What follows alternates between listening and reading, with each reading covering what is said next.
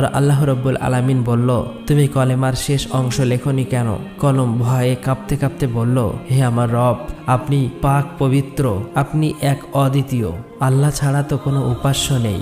এই নামের শেষে কোন নাম লিখব আমার তা সাহস হচ্ছিল না, আমার তা জানা ছিল না। তখন আল্লাহ রব্বুল আলামিন বলল, হে কলম, লা ইলাহা ইল্লাল্লাহ, এরপরে আমার একান্ত বন্ধু প্রিয় হাবিব মুহাম্মদ রাসূলুল্লাহ এই নাম লেখো, অর্থাৎ লেখো লা ইলাহা ইল্লাল্লাহু মুহাম্মদ রাসূলুল্লাহ। এই কথা শুনে কলম কয়েকশো বছর এই নাম লিখতে লাগলো।